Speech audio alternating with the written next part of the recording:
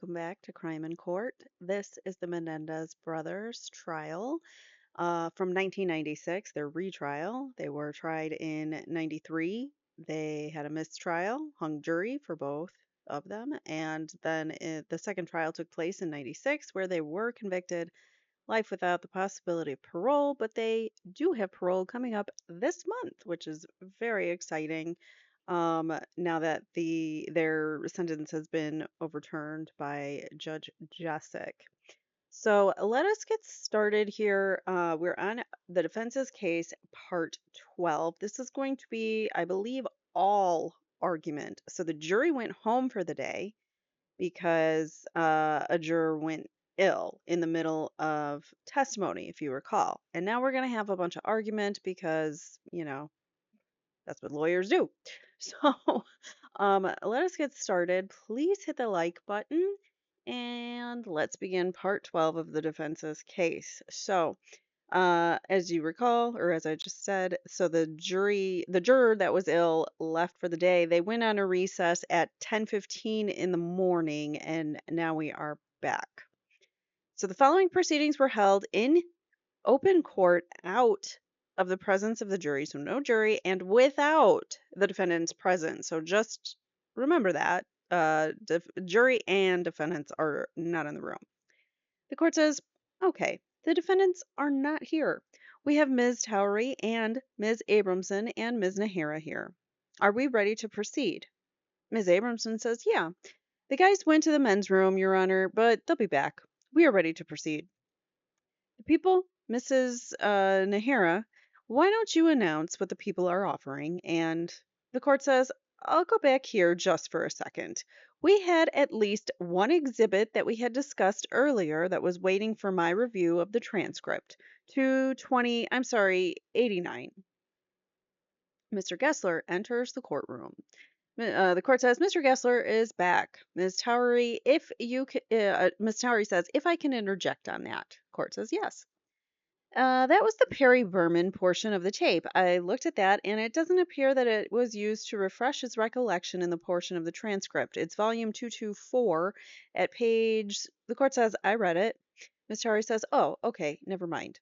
Court says, and as such, do the people wish to be heard? Ms. Nahara says, no, Your Honor. I read that as well, and that's what it was used for. The court says, therefore, that does not go to the jury, so 89 is not to be received.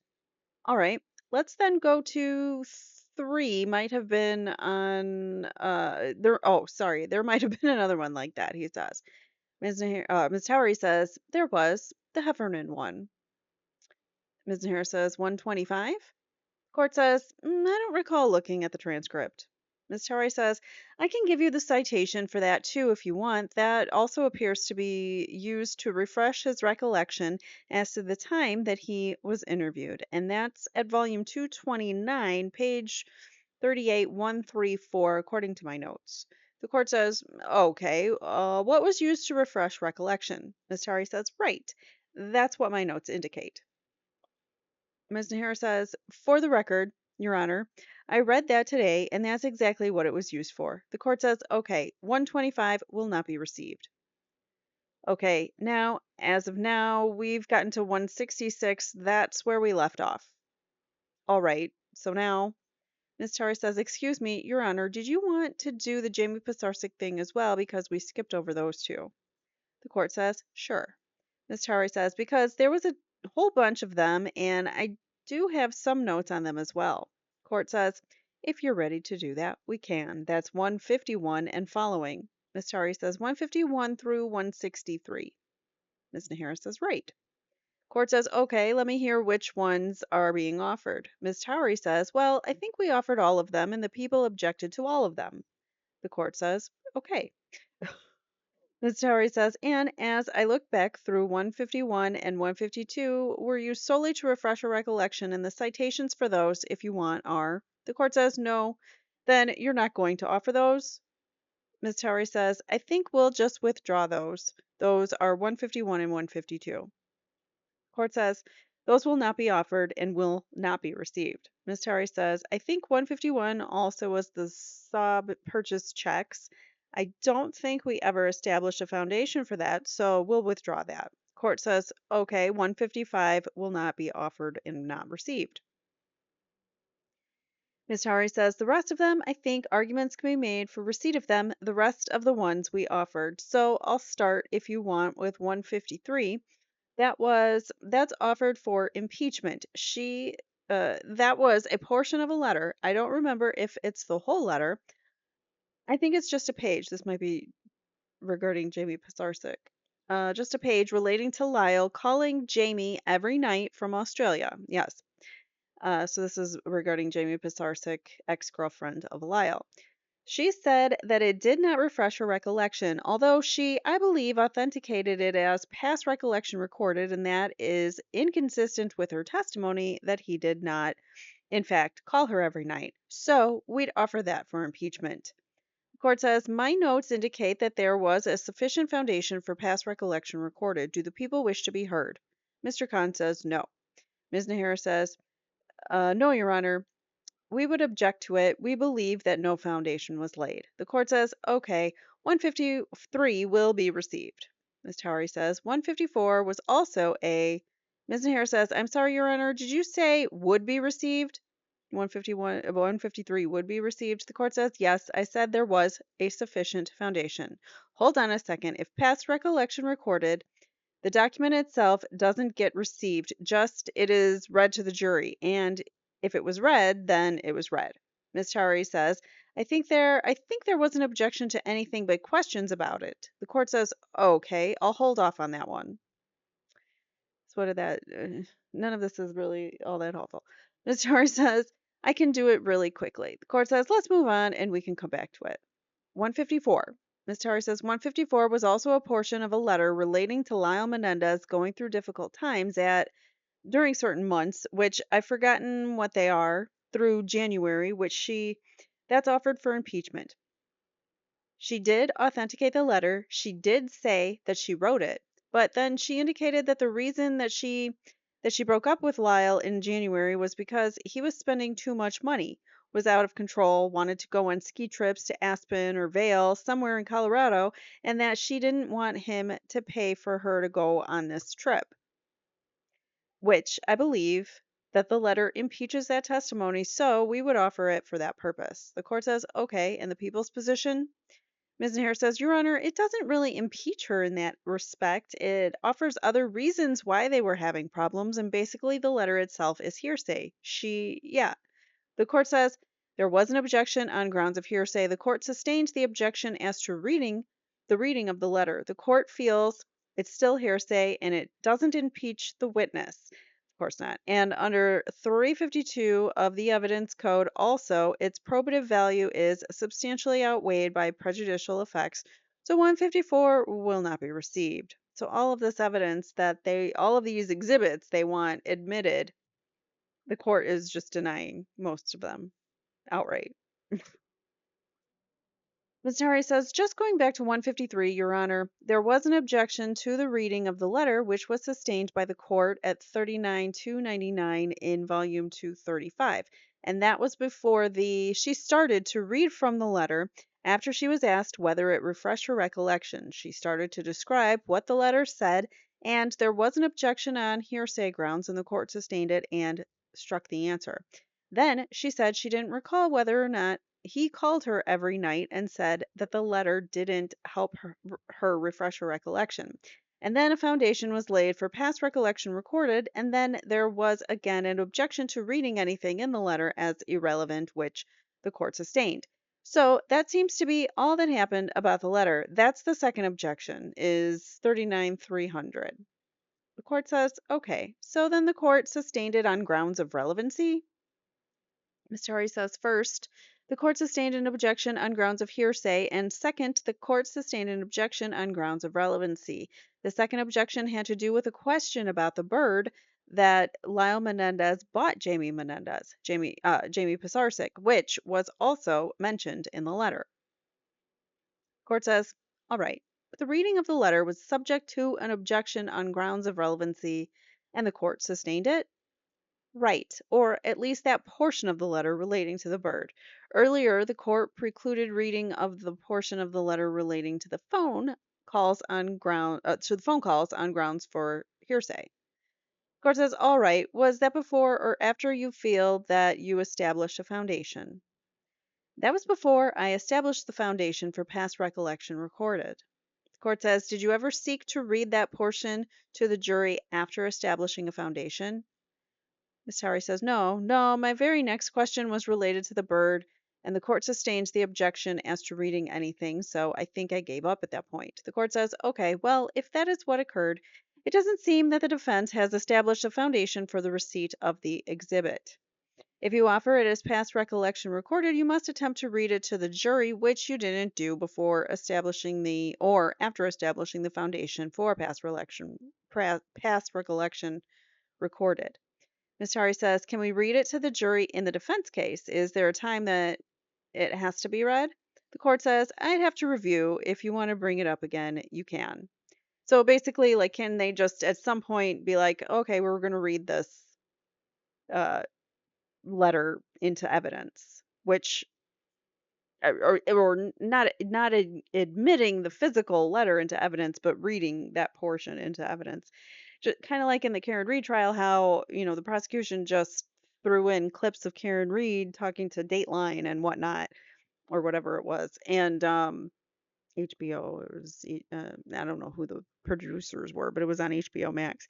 Anyways, so you should be able to throw that in anywhere you want in your case, and uh, it should be allowed, but we'll see because there may be some statute or something that restricts that. But anyway, so he's gonna look that up.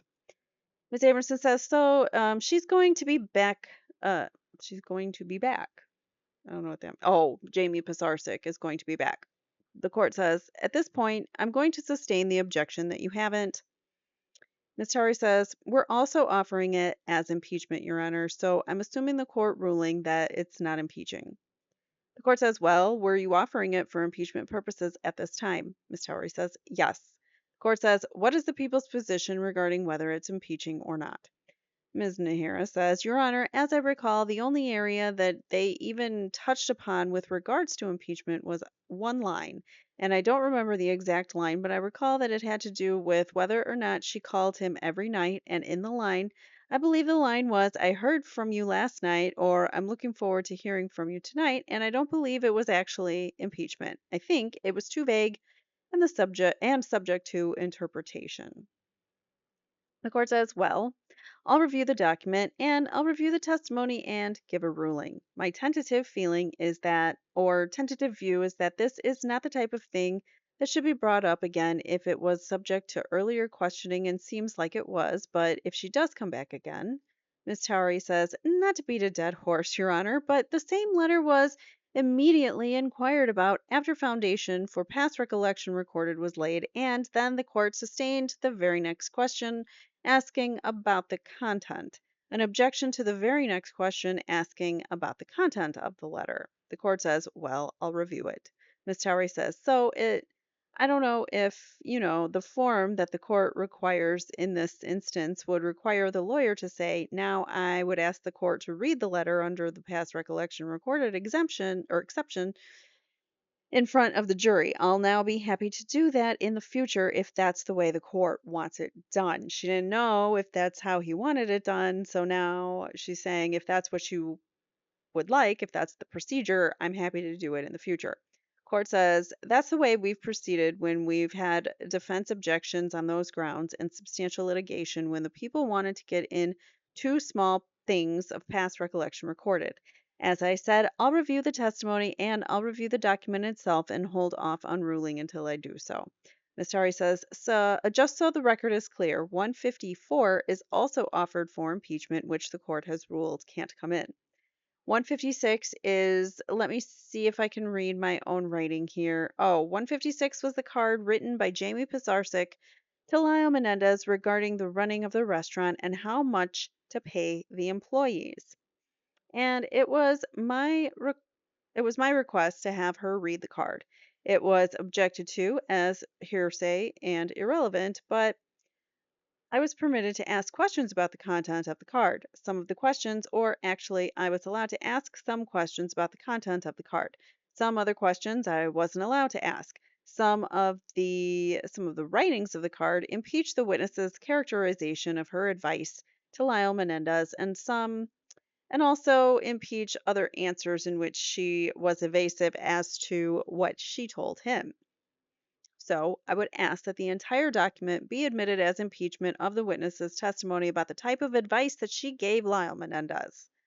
The court says, "What is the people's response?" Ms. Nahara says, "My understanding, Your Honor, is that the letter came as a result of asking her questions about what kind of business advice she gave Lyle Menendez, and I don't believe that she denied it. I believe what she said was that she had worked in a restaurant and these were the things that she knew about, and she discounted whether or not she had any experience on the subject, but it wasn't anything that could be characterized of her saying something different than what was in the letter. I don't believe it impeaches her.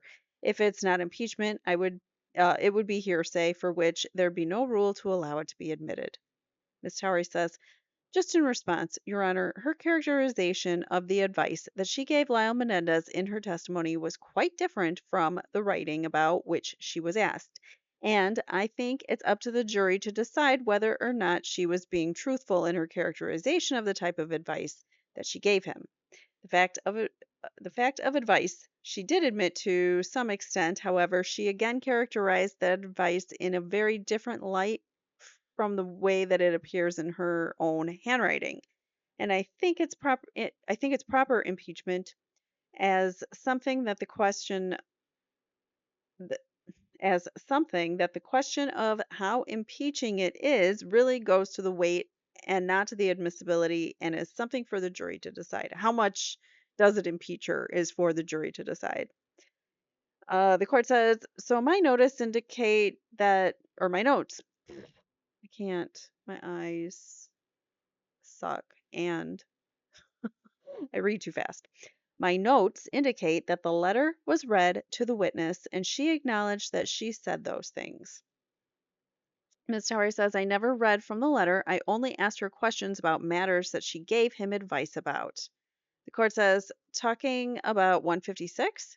Ms. Towery says, "Yes, I held the letter, but I asked her a series of questions about matters that she gave Lyle Menendez advice about." Court says, "All right. Well, from what you're saying, my notes are there that you did read it." Ms. Tari says, "I'm sorry, your notes are that I did or didn't?" The court says, "I suppose my notes are in error then, that you did not read it, or that you did not read it to the witness. My notes say that you did. So I'll review the transcript if you give me the page numbers." Ms. Tari says, "That's 39,376 and thereafter." Ms. Nera says, "It should go to 39,382." Ms. Tari says, "I didn't write the last page. I just have the beginning page." The court says, "All right, I'll review it as to what occurred and as to what happened or not, if it's proper impeachment." Ms. Tari says 157 were the two checks that Lyle Menendez wrote to Jamie Pisarcik, which she acknowledged having received. The court says, "Okay, any objection to that?" Ms. Nahira says, "I don't think it's relevant, Your Honor. She got checks from him. She acknowledged that she got money from him, and she acknowledged these checks." Court says, "All right, well, it can be regarded as impeachment and as biased for various reasons that would justify its admission on the general theory of impeachment, so they'll be received." Finally, 157. Ms. Towery says 158 was the envelope and card, which I think I made an offer of proof to the court, was from Jamie Pisarcik's mother to Lyle Menendez, and the court precluded further inquiry along those lines under 352, and I think I made a motion to strike the testimony based on denial of confrontation and cross-examination. I assume that the court is going to preclude that from going to the jury, but I think that to preserve the record, I need to offer it. And I also would offer that it impeaches the witness's testimony that her mother was not planning on coming in to contradict her testimony at the prior trial, and also that her mother does not stay in contact with Lyle Menendez. that Lyle Menendez contacts her mother, and that goes to the bias of the witness, among other things. And I would submit that it is proper impeachment, and I would ask that the court reconsider its prior decision.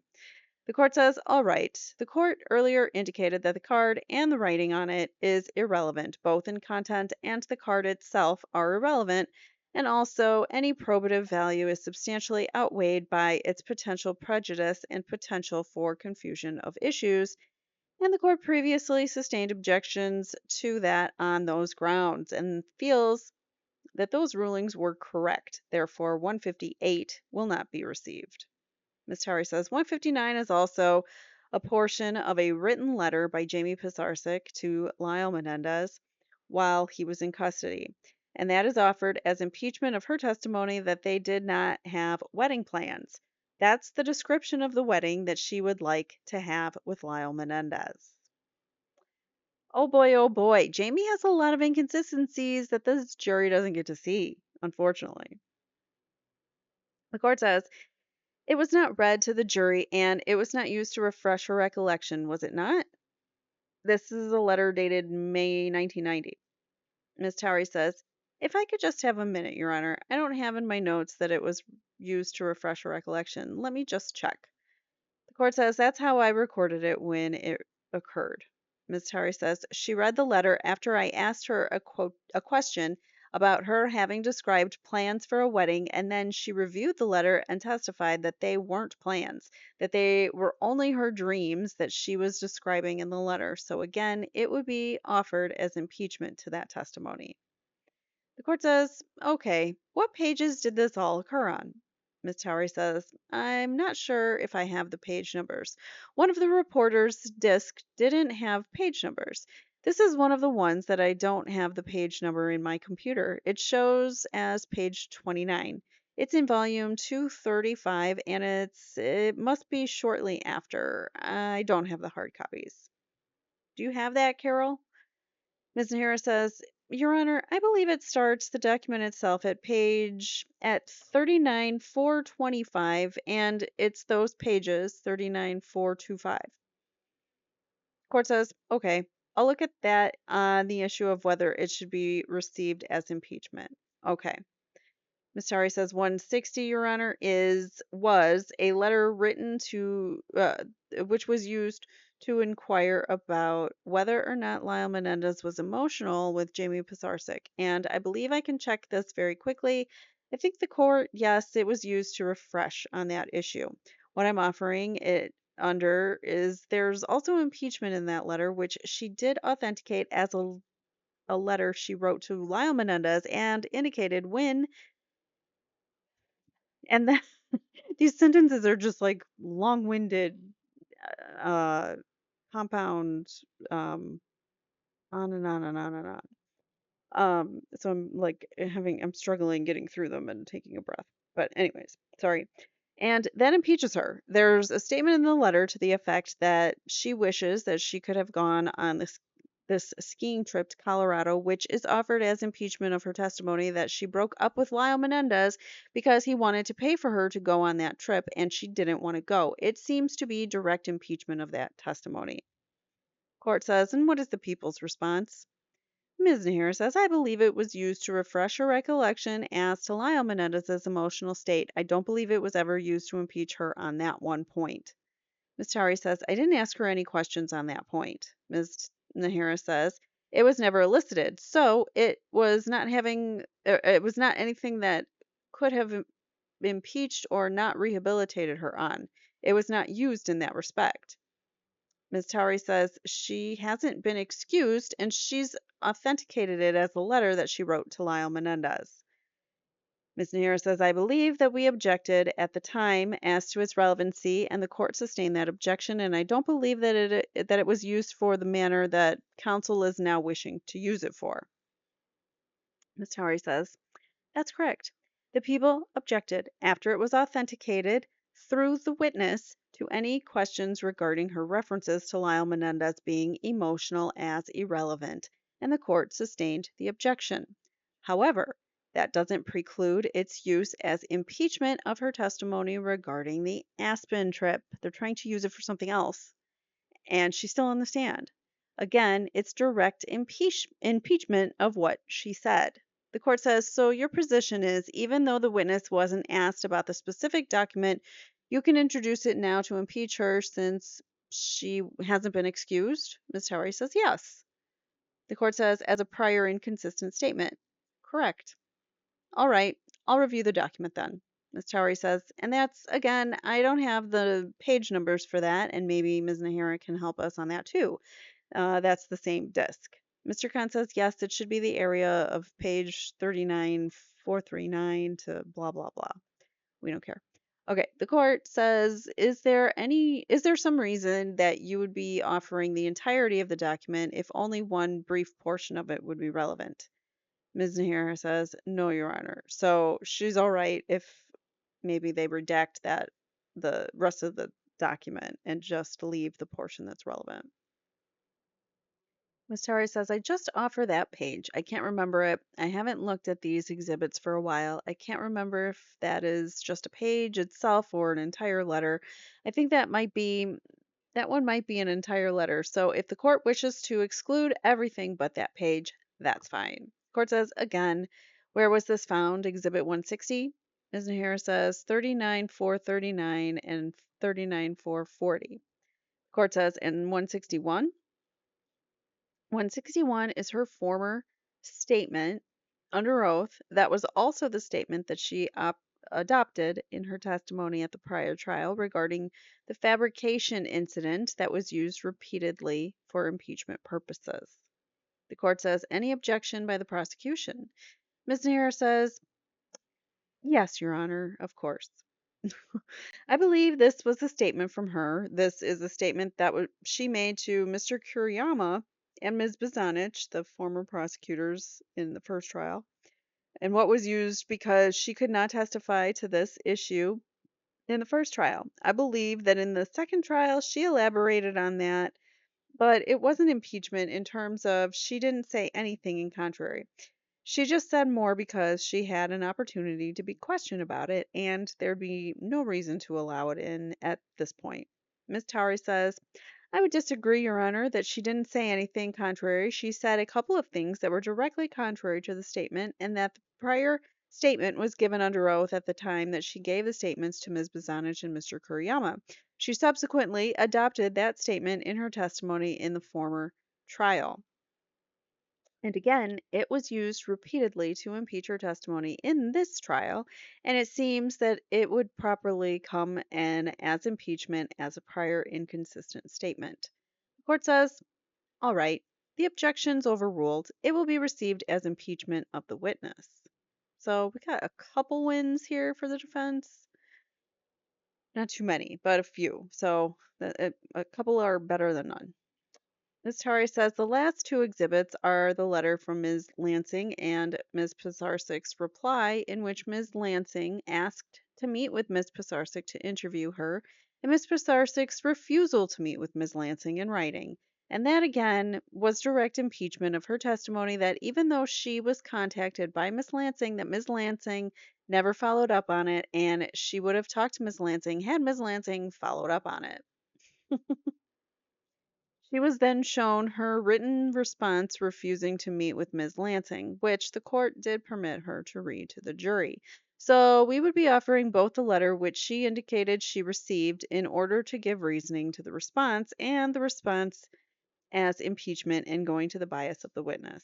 The court says, what is the people's position?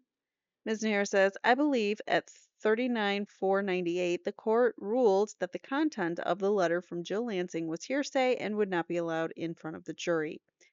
As to Exhibit 163, the letter sent, I believe she read that letter aloud and that explained it. The letter itself is hearsay, for which there'd be no exception, and we'd object to both 162 and 163.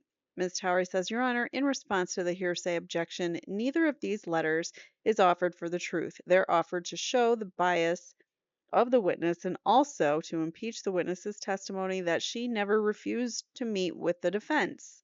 The defense simply failed to pursue a meeting with her as the prosecution pursued. It was only after I showed her the letter and had her read her own letter responding to Jill Lansing's request that she then started testifying about being subpoenaed by the prosecution and various other methods by which the prosecution forced her to talk to them. So it was direct impeachment of her statement that she didn't refuse to talk to the defense. They simply didn't follow up. Court says, I'll ask the clerk to find 162 and 163 when she has a chance and I'll review them. Ms. Towery says, and again, they're not offered for their truth. They're offered to offer the state of mind of the witness for bias as well as impeachment. The court says, I've been given them now, so hold on one second. I've read both 162 and 163. As far as 162, the offer is that it would make or give meaning to 163 since it is a letter that caused 163 to be written. But the court, in looking at the content of the letter, has to evaluate its potential for prejudice and confusion of issues, and there is, to a great extent, much hearsay in the document, which is personal opinions of Ms. Lansing and her analysis of the law and various issues that would tend to confuse the jury and would make it difficult for the jury to disregard the truth of the matters asserted therein. Hold on. How is her bias of Ms. Lansing and personal or strong personal opinions of Ms. Lansing? How is that?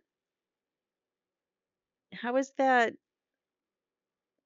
more prejudicial? Isn't that what he said? And confusing. Yeah, he's saying that there's potential to prejudice and confuse the issues. So it's prejudicing the state by hiding the fact that, sorry, I think the mail was just delivered, and of course the dog had a bark, so I don't know where I was. But yeah, anyways, so it actually is helpful for the state if he doesn't allow in the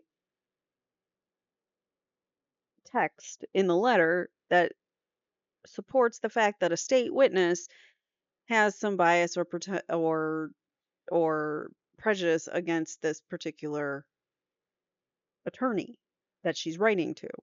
So I think that's very relevant as to her credibility and her bias in this case.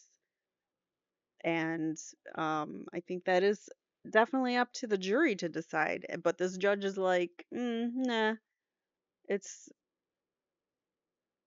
I'm not gonna, I'm gonna let the state hide that fact.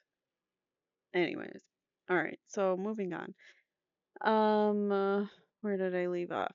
And really have very little value as far as substantiating the purpose for which it was offered, just to establish what Ms. Pisarcik had been contacted, and she responded in the fashion that she did. So he's saying it's very little value from this evidence. Well, isn't that up to the jury and the defense to decide if there's a lot of value to put it into their case? But I guess not.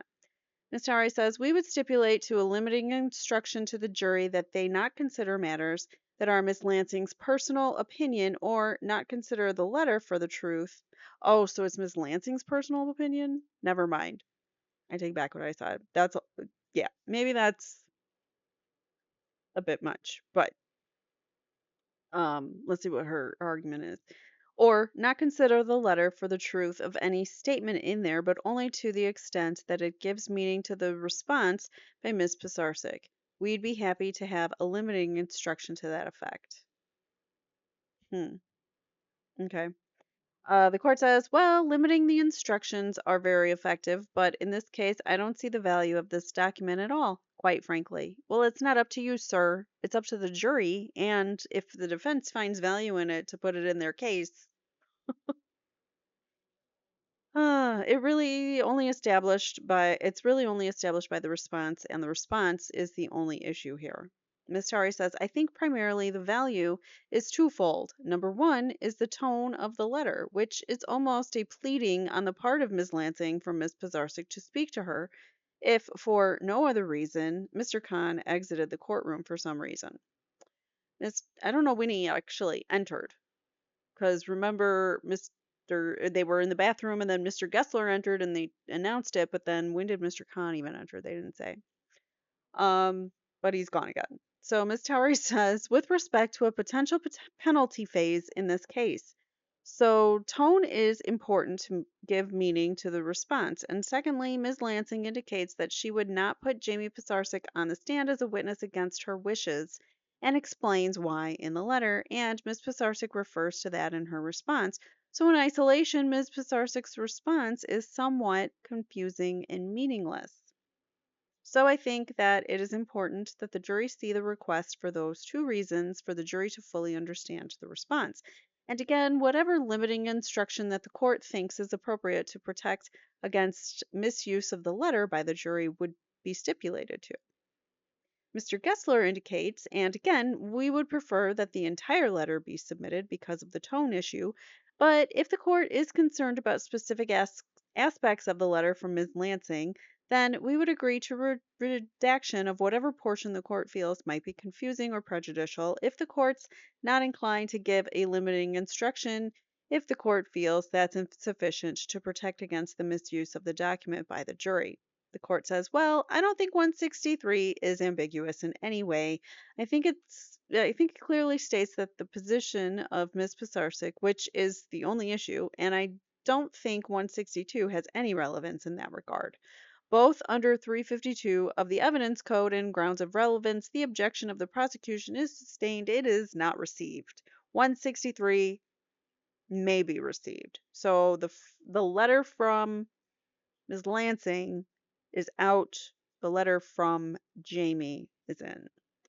Ms. Towery says, thank you, Your Honor. So we still have the court taking under submission, just so I have my notes right, 153, 156, 159, and 160. Ms. Nahir says, thank you, Your Honor. Ms. Abramson says, moving right along. The court says, okay, let's go. Ms. Abramson says, okay, Your Honor. The people are offering 167 to 205. There's no objection to 167 to 203. The court says, okay, hold on then. Those are all going to be received then since there's no objection. So let me just get those out of the way. Including 203, no objection to 203 either. Ms. Abramson says, right. Court says, all right. Ms. Abramson says, we do object to 204 and 205, the dolls. The court says, okay. So these would be the anthropomorphic dolls or whatever that were attested to by their maker that they're inaccurate. So yeah, I would uh I would agree that they should not come in. Ms. Abramson says, do you want to hold all objections till the end? The court says, no, let's hear them now. Ms. Abramson says they're highly inaccurate, even as testified to by Dr. Lawrence. Without going through them wound by boring wound, the most glaring example of 205, for example, the dolls that's supposed to represent Mrs. Menendez's wounds is this stick that's going through the thigh. Dr. Lawrence acknowledged it's going through, even if Dr. Golden's version that the entry is on top and the exit is on bottom, it's going in backwards, and there's no way to fix these things because they're glued in there. There are other problems with them as well. The court says it goes through though, doesn't it, to the back? Miss Abramson says it goes through the back, but the real exit hole is down here. It's completely wrong, the wrong angle, and doesn't work in anybody's versions. Moreover, things that are gutter wounds or graze wounds, because of the limitation of the material, he shows as having clear entries and exits, which is going to completely mislead the jury. Absolutely mislead the jury. They'll never be able to align wounds demonstrated on Dolly here with the photographs, which are the only real evidence of the wounds. And the same is true of what he's showing of the left breast wound, wound number 6, according to Dr. Golden. Here he has it coming in on the side, the flanking side of the chest wall. It isn't there. He shows one aspect of wound number 3, which is the mandible clavicle, but all he shows is the clavicle, not the mandible area. All in all, it might have been useful to help him in his testimony, but I think it's highly misleading to the jury. I think the photographs are the best evidence and the most reliable evidence of where these wounds were. That's even the person who made the doll said that the photographs are the best evidence, most reliable. And the dolls mislead with respect to that. And so under 352, I think that it's confusing the issues for the jury, misleading the jury, and less likely to be probative than prejudicial. Court says, and what is the people's response? Ms. Nahara says, Your Honor, I can understand counsel's position had these dolls been present without the testimony, but clearly we've taken a lot of testimony on these dolls explaining that they're really here for demonstrative purposes. Well, if that's the case, then why do you need them in evidence? They're not for the actual scaled down sizes and bodies of Jose and Kitty Menendez, and they're not anatomically perfect, and we've taken testimony that they're not. They are simply used for illustrative purposes, and there is evidence as to every the reasons and testimony taken on every one of the bars that are in both dolls. I think it explains it and was explained very clearly to the jury. If counsel has some dispute about them, or their experts have some dispute, that's one thing. That really doesn't go to admissibility. Well, I mean, why are you admitting something that is not accurate and you know it's not accurate and it's not helpful for the jury? If anything, they should be looking at the photographs and not these dolls. And I think that given what these dolls are used for and expecting the limitations that we have presented to the court and told to the jury, I think that in terms of laying an adequate foundation as to what they are and what they're being used for, that has been done. The court says, all right, the court understands the objections, but those defects or inaccuracies, if they are inaccuracies, and the dolls were covered during the examination of Dr. Lawrence and other witnesses, and I don't believe that these would be misleading to the jury. Are you kidding me? And they'd be of assistance to them understanding at least the testimony of Dr. Lawrence. Even though Dr. Lawrence himself said the photographs are better. Okay. And therefore, any potential prejudice or potential for confusion of issues is minimal, and the probative value substantially outweighs any potential, therefore, they'll be received. What else? If you recall from the first trial, there were not these dolls. These dolls did not exist. These dolls were made specifically for this trial. And so this is a big difference that a big piece of evidence that came in that wasn't evidence in the first trial that the jury got to see and potentially could have confused them or misled them. So just remember that. So what else? Ms. Abramson says, the people offer, oh, let me get to what the defense offers that's unobjected to by the people. The court says, we've gotten to 205. What about 206, etc.? Ms. Abramson says the defense is offering 206, 208, 209. The court says the people aren't offering anything else now. Ms. Abramson says, I'm trying to stay within the numbering system. They're not objecting to any that we're offering. The court says, tell me then if there are no objections so I can go through here. Ms. Abramson says, the reason I'm reading them is because we're not offering anything either. The court says, what you're saying now is things you're offering and the people are not objecting to? Yes. 206. What else? 208, 209, 210, 212, 213 so far. Court says, okay, they'll be received. People are offering 214 through 218. No objection. He says that they'll be received. Ms. Abramson says defense is offering 219. No objection. It will be received. Now the people are offering 220 through 241 and we object. Court says, okay, what do you think 222 or 220 and 241 are? I would say failure analysis. Ms. Abramson says these are just so the court can consider both issues together because I think that the court will. These are the small versions of the failure analysis illustrations. We are also objecting to 250 to 273, which are the big version. So all of them. There's smaller versions, and then there's a large display version. And we're objecting to both on the same basis that they are misleading and confusing, and under 352, their probative value is outweighed by the chance that they will confuse the issues and mislead the jury. Even they're made to appear as if they are authoritative illustrations of even what Dr. McCarthy has in mind.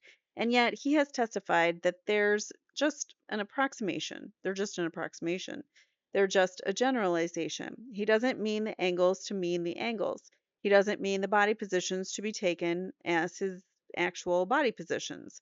Unlike the dolls, if you will, which at least are flexible and the jury can see how body parts move and change, these frozen in aspect illustrations are highly misleading when, in fact, when all is said and done and Dr. McCarthy is examined and cross examined, he backs off of what is represented in those illustrations. The court says, give me again the exhibit numbers. Okay, Judge, the small versions were 220 through 241, and they were marked with respect to Dr. Lawrence before we were aware of what Dr. McCarthy was going to say about his illustrations. And the big ones are 250 through 273. The court says, okay, go ahead. Sorry to interrupt. So that's our position, that these illustrations, both in large and small form, appear on the face of them to represent a point of view or a position or an opinion concerning the positions of the decedents and angles of shots. But when actually examined about it, Dr. McCarthy virtually backs off of all of them except shot number 3, which is the round through the window as far as trajectory. But even there, he can't say that he placed the figure of Mrs. Menendez in that particular position for any reason based on any factual background or factual information or evidence. Unlike at least what Dr. Lawrence was claims he was trying to do by showing wounds on the bodies through the photographs. We don't know what Dr. McCarthy at this point was trying to do because certainty he backs off of his original certainty of the correctness of his way being the only way. So I think at this point, those illustrations do nothing but confuse the jury, are unsupported by any testimony that anybody is now of the opinion that the things depicted in them are, in fact, where the people were, either the victims or the shooters at the time that any of these injuries were inflicted. Mr. Gessler says, I would like to add objections along the same line to both those sets of exhibits, Your Honor, on the grounds that they are not truly expert testimony, that they are not illustrative of any scientific principle. Dr. McCarthy, on the last day of testimony, repeatedly said that all they are is one of an infinite range of possibilities. So the witness who created them said that. An infinite range of possibilities, not only because of the way the arms and the legs flex on human beings, but because angles are all dependent on the resting position, particularly Mary Menendez at the end. He really backed off then totally. Those lines could be almost any place in a wide range of vectors. And actually, he said, and I would just read 6 lines from his testimony at page 4669 on cross examination when I asked, basically for the scientific principles that are involved here and his field of engineering. Quote, now, do you use mathematical formulas to work out this geometry? No, but the data does not permit exact positions. Question. Geometry is a branch of mathematics, isn't it? Answer yes. And if you have precise positions, easy for me to say, and shapes of objects, you can do very precise calculations. Question. So, when you use the term geometry in this courtroom, then you are not referring to mathematical calculations that you had done? Answer, that is correct. There just isn't enough detailed data for that. Question, you meant geometry simply in a sense of, as I say, where the objects were in relation to one another. Answer, yes. Question, Doctor, I take it there's no mathematical work that we could look at that you've done here. No calculations. Answer, no, there just is not enough detail. Your Honor, this man is an engineer. He certainly states lots of qualifications. They don't seem to pertain to all of the actual testimony that he gave to the jury here. Basically, I don't think the testimony that was given before the jury, particularly after cross examination, lived up to the promise that he gave of what he could do in the 402 hearing, in which he said he was going to be able to give, basically, the one and only answer to a recreation here. So in a hearing prior to trial, so I guess the defense tried probably to exclude him, and they had an evidentiary hearing and or like a Daubert hearing, I should say. And basically like what are you going to be testifying to? What are your qualifications? All of that stuff. And maybe he kind of misled the court to make himself seem a little more credible at the time. And once he got on the stand and once he was put under the pressure of cross examination, he couldn't handle it.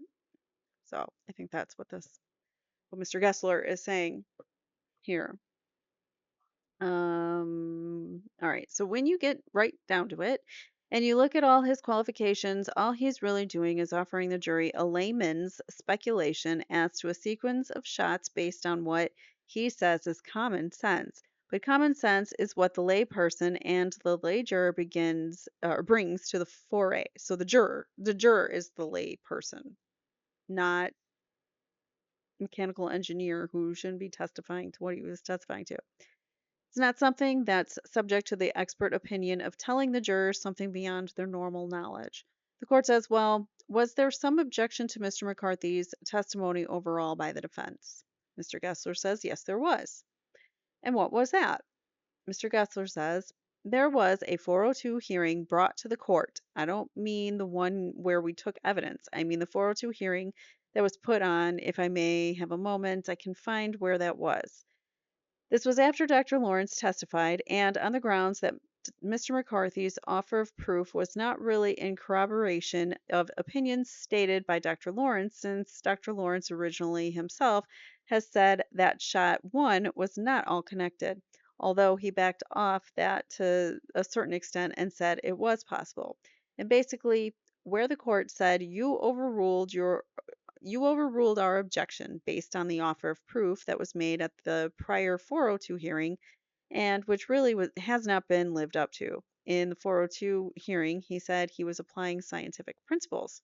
He did not. The court says the 402 hearing, number one, was a hearing. That was the only hearing that we had. Ms. Amerson says no. Mr. Gessler says no, Your Honor. The court says that was a hearing that we started and then the defense withdrew your objection.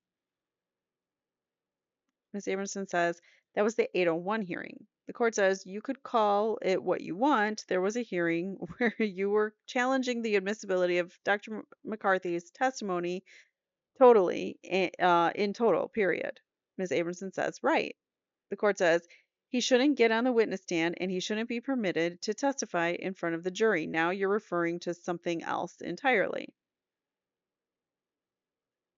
Mr. Gessler says page 4341 through page 4352. This is volume 240 and was Wednesday, November 8th, 1995, following Dr. Lawrence's testimony and immediately preceding Dr. McCarthy's testimony. Court says, okay, and you've just referred to that and summarized it as you feel it occurred on that date. Is that correct? Yes, Your Honor.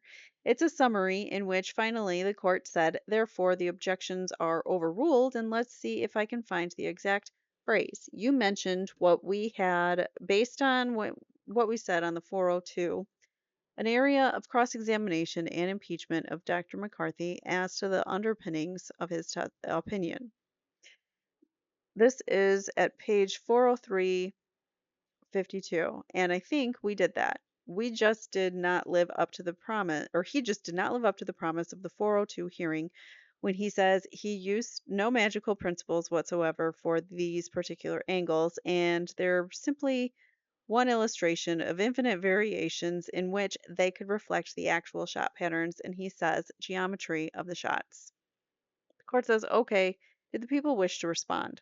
Ms. Abramson says, I just wanted to add one other thing about Dr. McCarthy and the diagrams. We had been objecting before he testified that Dr. Lawrence did not provide support for Dr. McCarthy's opinions, and the court felt that there was sufficient, however, ambiguous information on the record from Dr. Lawrence in combination with Dr. Golden to support Dr. McCarthy's testimony. But then Dr. McCarthy testified, and it was perfectly obvious that he wasn't relying on anybody, no other experts, for his medical opinions, besides the fact that he chose to deny that Dr. Lawrence said things that we all heard Dr. Lawrence say. It became obvious that he simply held his own medical opinions for which he was not qualified to testify, in spite of the fact that they were contrary to both Dr. Lawrence and Dr. Golden. So, based on that, just to get back to what we're dealing with here, which is exhibits. These exhibits represent a layman's opinion of one out of innumerable possibilities. They are no more than a visual version of a narrative of his decision to reconstruct in the manner in which he was, in spite of the fact that there was no qualified expert opinion to support those reconstructions. So that's the reason why at this point, since we're talking about exhibits, we're objecting to these, which is, the layman's view of how these things occurred. At the time that we make the the 1118, we also intend to move to strike all of Dr. McCarthy's testimony apart from his qualifying himself as an engineer on the basis it's unsupported that he did not provide expert scientific testimony in any field in which he was qualified, and that he did not stay within the confines of opinions that were supported by the testimony or work of acknowledged experts in his field. Court says, did the people wish to respond? Just briefly, Your Honor, says Ms. Nahara, I believe that counsel, when the people called Dr. Lawrence, counsel for the defense, pulled a little bit of a legal sleight of hand in that they brought out Mr. McCarthy's diagrams without the people having first put on the testimony of Dr. McCarthy to explain these. And Dr. Lawrence proceeded to he proceeded to interpret them and then give explanations as to them. I think that Dr. McCarthy, when he testified under direct by Mr. Khan, went into very painstakingly what these diagrams actually represented, and I think that when that happened, that cleared up a great deal of confusion that was caused when they were shown to Dr. Lawrence, and Dr. Lawrence was asked to interpret them with no other explanations.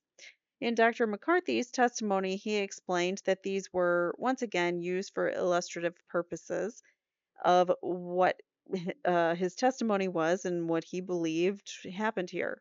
There was much information in each diagram, and he went through each piece of information and explained what it was that he was relying on, what it was that he was trying to convey to the jury, what it was that was just there simply for aesthetic purposes, and all of that. Much of that testimony was taken, and every part of those variations were explained.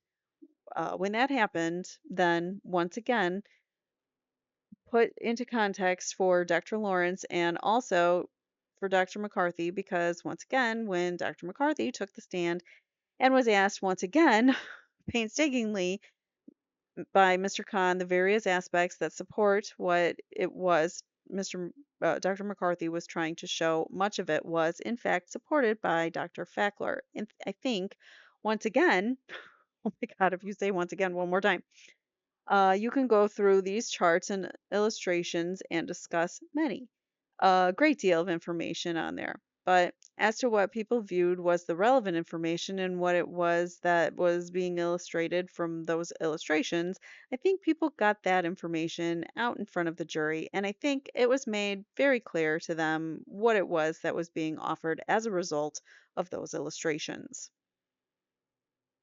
Ms. Abramson says, Your Honor, if I could respond briefly, I think counsel's argument illustrates precisely what's wrong with these illustrations. They appear to depict something, but apparently they aren't meant to depict what they appear to depict. and they needed a great deal of talking around by Dr. McCarthy as to what they didn't mean to depict, even though they depicted. That's what's confusing about them. Uh, Yeah, that's what's confusing about them, that they don't have little name tags that say we don't mean this part, or this is just a guess, or this is an approximation. The fact of the matter is they are misleading. They suggest relationships that are physically impossible. They suggest a sequence of shots that is no more than a guess by a layman. They suggest angles of shots and placement of the shooters that are probably gravitationally impossible, but there's no little tags that say we only mean this. Maybe we mean the rest of this for real. So I think they're highly misleading and confusing to the jury.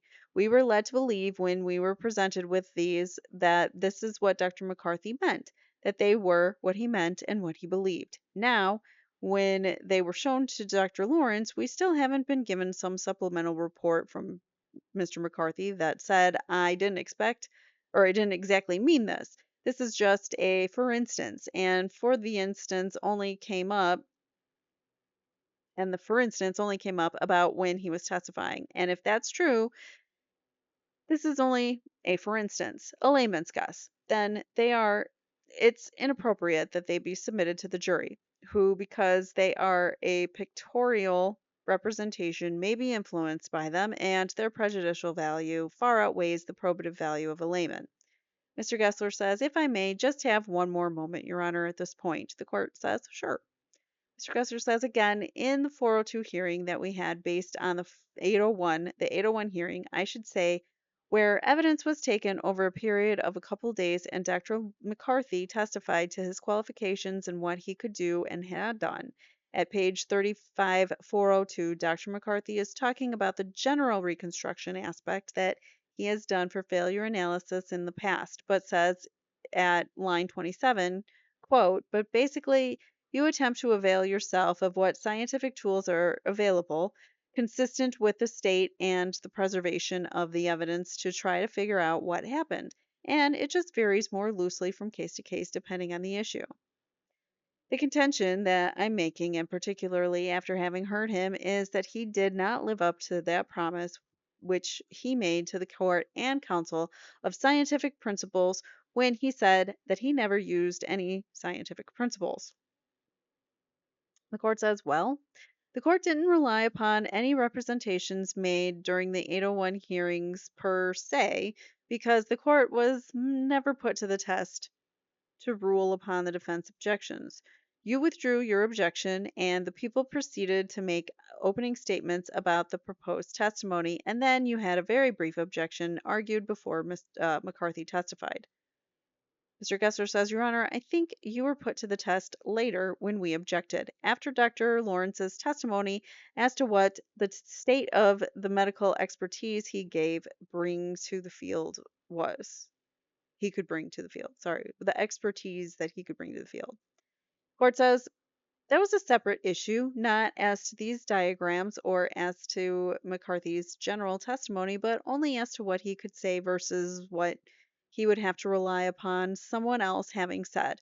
And that would be the medical evidence. And when objections were made, the court ruled upon them, and they were made. Now, you can look at the record and argue as to whether each objection was properly relied upon, but that doesn't go to the overall admissibility of these diagrams or McCarthy's testimony. That should have been addressed and could have been addressed at the so-called 801 hearing, which was aborted at the request of the defense. Mr. Gessler says, but it was addressed at the 402 hearing at page 4341, which Ms. Abramson made an objection under 402, particularly concerning the scope of Mr. McCarthy's testimony and specific illustrations that we understand he intends to use, and the court, in ruling on that, said basically if he lives up to the offer of proof at the 801 ruling or hearing, it's okay. And our contention is after full cross, which it took to show that he didn't live up to the 801, he did not live up to 801. He did not live up to the promise he made to us all as to principles that he used and what he said he has done. So all the science that he said he based his diagrams on, there was no science, we learn after testimony. In fact, he used no magical formulas or computations whatsoever. And so we had to take things one step at a time, Your Honor. And we did take it at the 401 and the court to limit him in effect. And the court said if he does what he says he can do, it's okay. And now we're saying, Judge, he didn't do what he said he could do. He never applied a mathematical principle at all. The court says, all right. As I understand it, these objections will again be made in regard to the defense motion under 1118.1. At this point, we're dealing with the offer of the exhibits that have been identified here as exhibits 220 through 241 and 250 through 273. Ms. Abramson says, yes, Your Honor. The court says they're clearly illustrative of the witness's testimony. They are explained and have been explained through the testimony of the witness. Are you surprised he's going to take this stance? He's going to let them in. He's going to let it all in.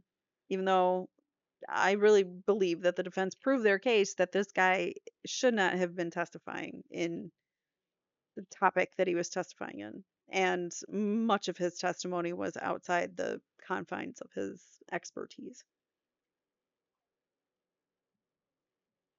So the court goes on and says, where did I leave off? Where is that sentence end? Oh, they're clearly illustrative of the witness's testimony. They are explained and have been explained through the testimony of the witness that certain depictions, especially as to specific features of the victims, that's where they were positioned, how they were positioned, and things of that nature, were fully examined by the witness. And it's quite clear that they are meant as illustrative and for no other purpose. And they have been the subject of a substantial amount of testimony throughout by Dr. Lawrence, Dr. McCarthy, and Dr. Fackler. And to give that testimony any meaning whatsoever, these exhibits must be available to the jury, and the court finds that their probative value substantially outweighs any potential for confusing of issues or prejudice. Therefore, the objections will be overruled.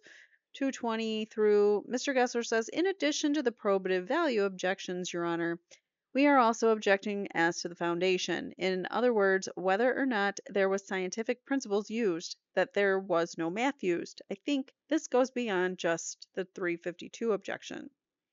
The court says that goes to what you could have pursued under 801 of Evidence Code, which you didn't. Mr. Gessler says, but we did under 402. You didn't. My view is you didn't. Mr. Gessler said, we did not pursue it to a conclusion under 801, Your Honor. That's true. We did, however, rephrase it under 401, 402 at a time before he testified, asking for limitations based on the state of the evidence at the time. The court says those limitations were addressed by specific objections made by the defense during the course of his testimony and the court's ruling upon those objections. And as I said, you can argue about the correctness of a particular ruling of the court, but overall, that's how the issue was addressed, not by a motion to foreclose or preclude his testimony in its entirety, which, if the defense wished and had a desire to pursue it, should properly have been pursued to its completion during the hearing under 801. Mr. Gessler says, but in addition to that, whether we should or should not have precluded his testimony in its entirety, we also have an obligation to object now to these illustrations, which is in the best terms they've been put on, should be admitted to the jury based on both qualifications for them from this engineer and the science that he did not use and what's and as the court has ruled under 352. So I just wanted to make clear that both objections were being made at this time to the exhibits that we have mentioned here. The court says, okay, those objections are overruled. Ms. Towery says, Your Honor, is the court receiving the big ones and the little ones? The court says, they were referred to in different ways. I think the jury needs them all. Ms. Towery says, that's 220 through 241 and 250 through 273. Right. Just to continue here, says Ms. Abramson. The court says, hold on, let me just finish my little scratches here. Ms. Abramson says, okay, yes. Ms. Abramson goes on. The people are offering 342 through 349, and there's no objection. Court says there is or is not. Is not. 342 through 249 will be received. Abramson says, I'm referring to 274, and there is an objection. That's where Dr. McCarthy drew a shot shell that's completely irrelevant to this case. He drew a drawing of a shot shell that indicated buckshot in a shot cup, which was the ammunition that he bought, but it's not the ammunition that was used in this case either. Have birdshot and we have uncupped buck. We would object that that's confused. Oh, so they have the birdshot and the uncupped buckshot or whatever. So they have all of it in evidence, the loose pieces of ammunition. They don't actually need a drawing that's not accurate to the case. We would object that that's confusing to the jury and may mislead them into believing that that was ammunition that was used here. The court says, well, it was his understanding of how a shotgun shell is constructed, not necessarily the ones used in this case. Is that correct? He says. Ms. Nahara says, that's correct, Your Honor. Ms. Abramson says, yes. Court says the objection is overruled. Ms. Abramson says, all right, let me go with the numbers. We are offering unopposed 275, 276, 277, 278, 291. No, we're not offering 292. I take that back, 292. Court says, so you're not offering 291? Not at this point. Some of the things we are not offering now because we're waiting for other testimony. We're offering 292, and based on the court's previous rulings just now, we are offering 294, 95, 296, and 297. The court says, okay. Samerson says the people are offering 298 and 299, and there's no objection. We are offering 300 and 305, and there is no objection. The court says these will all be received, that they are offered without objection. Ms. Abramson says the people are offering 307, and there's no objection.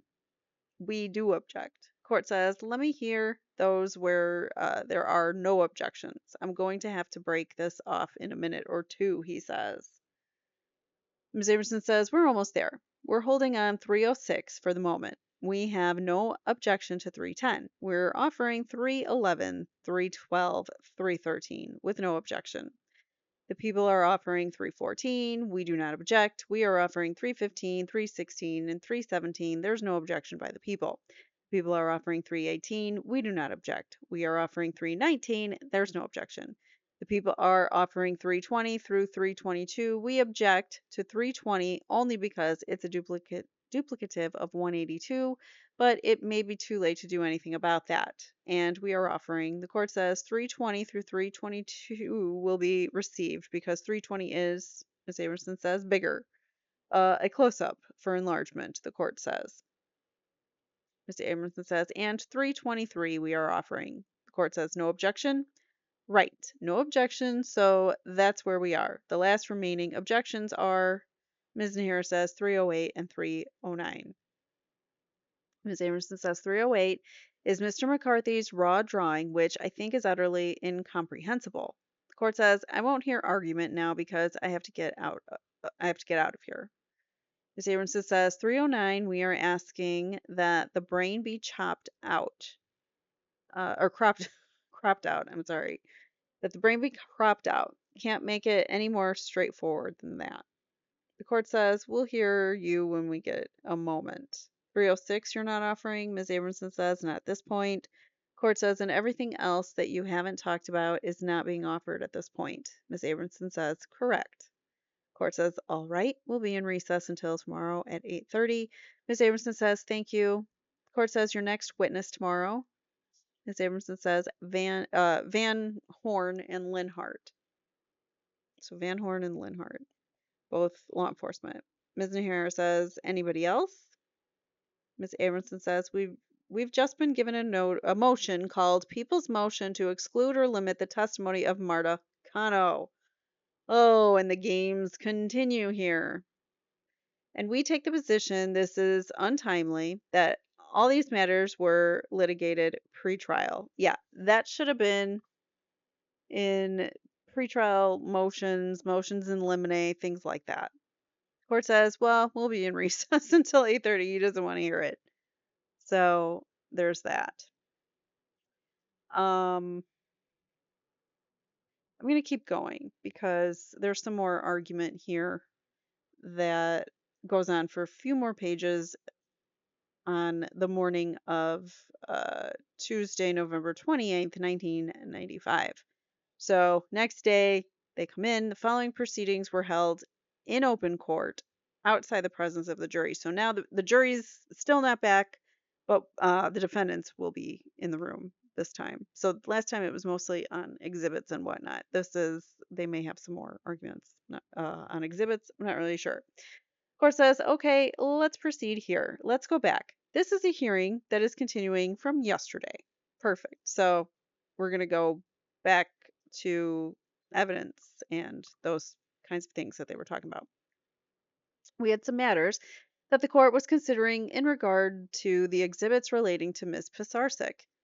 So let's go to those. I've looked at those. On Exhibit 153, the only portion of that document which would be admissible as impeachment would be the portion that was quoted by counsel on page 39299, lines 20 through 22. So the court's ruling is that the balance of it is hearsay and not impeaching and could only be received if offered by the prosecution or the opponent of the evidence to put in the balance of the communication. The document can be redacted to include the date and the salutation and everything else removed except for that particular quotation, and I'll leave it to counsel to do that. My suggestion is, sorry, my suggestion is you do it today so it gets accomplished rather than be referred to some other time when we'll have forgotten what we did today. And then the document can be marked as redacted, document can be marked as new exhibit or as 153A. Ms. Towery says that's probably easier. Court says, so the court's ruling that the redacted version 153A will be received, 153 is not. And as to 156, let me see 156, please.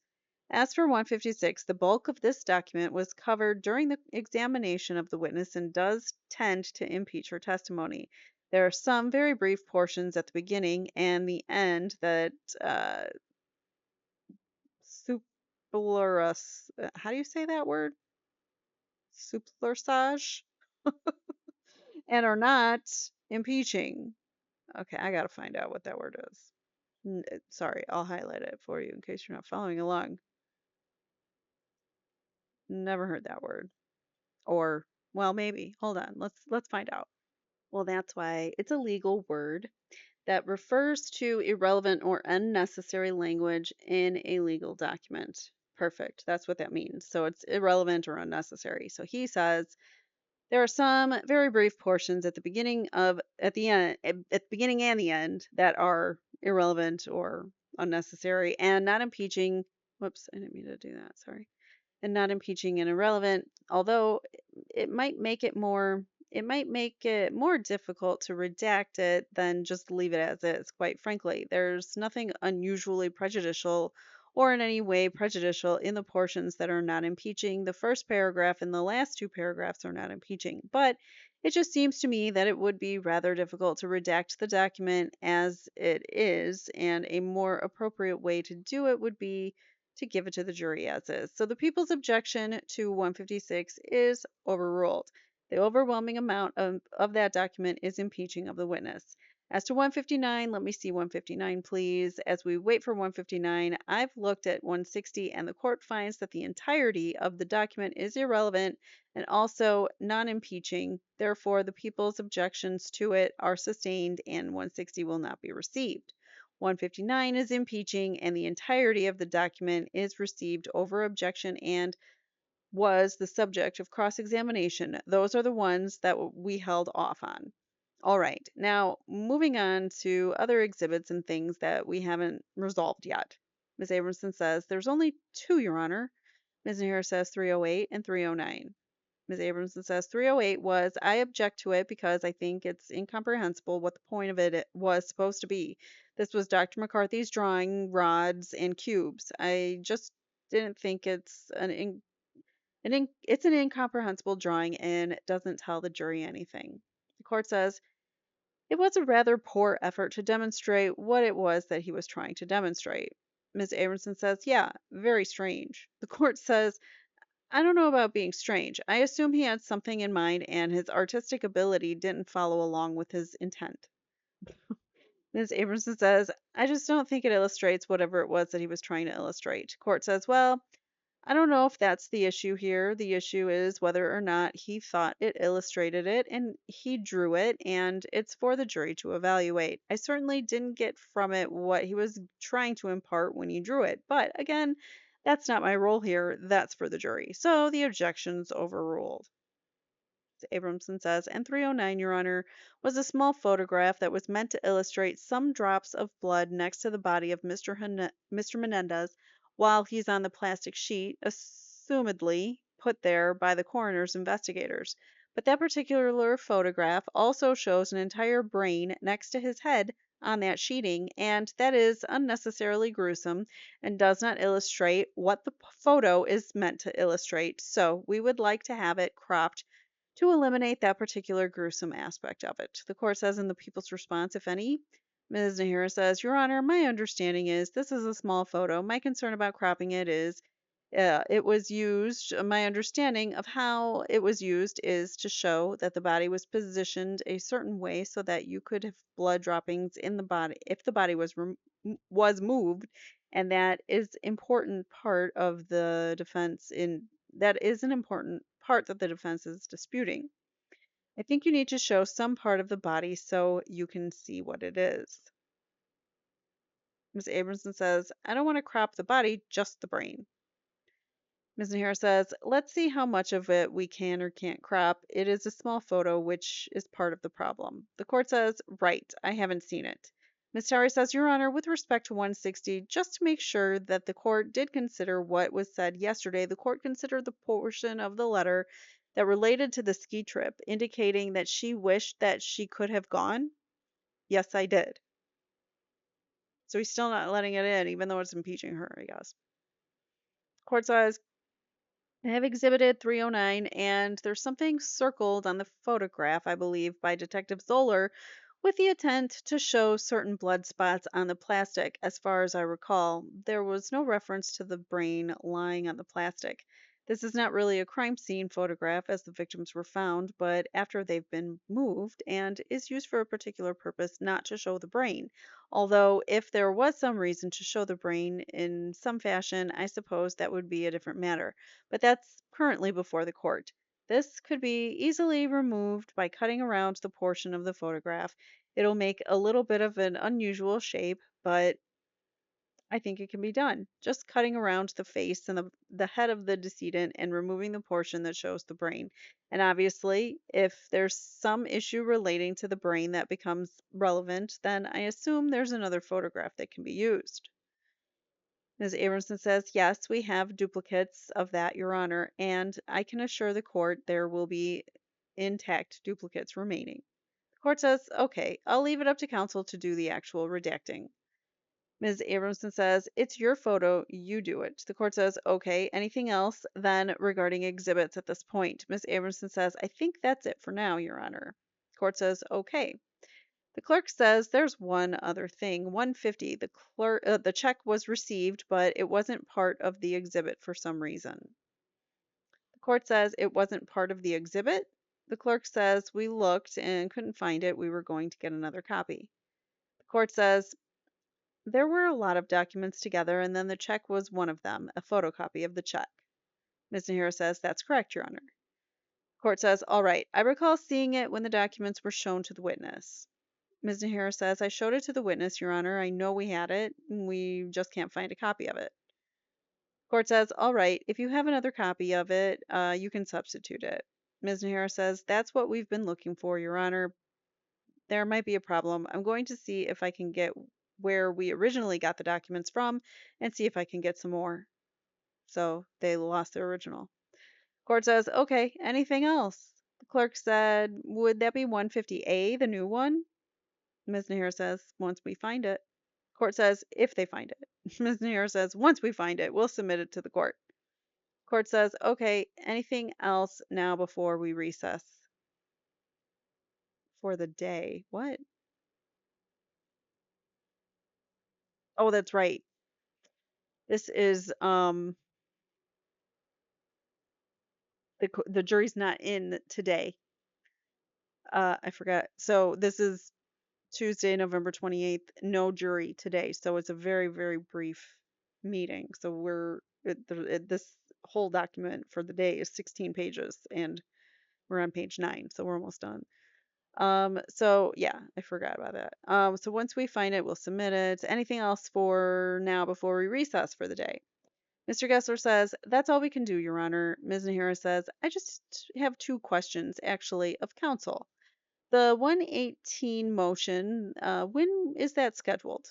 Mr. Gessler says, next time we have a chance when our clients are both here. Oh, so they're not here today either. So the clients weren't in the room this time also. Court says, at a time when it won't interfere with the progress of testimony before the jury, I don't expect it to be a lengthy hearing. Mr. Gessler says, no, it won't be lengthy, Your Honor. It's basically, as I said, what was covered with Michael Burt with the previous counsel, with the exception that I am not as willing as him to concede the lying in wait definition as given in Morales. Court says, okay. Mr. Gessler says, but I don't think it will that it will take very long. Ms. Nahara says, the only reason I ask, Your Honor, is I know Friday is a half day, and I wonder if we're going to do it Friday afternoon. I was going to schedule an appointment, which I won't schedule if we're going to do it. That's why I need to know. Are you guys planning on doing it Friday afternoon, or do you want to wait until the following week?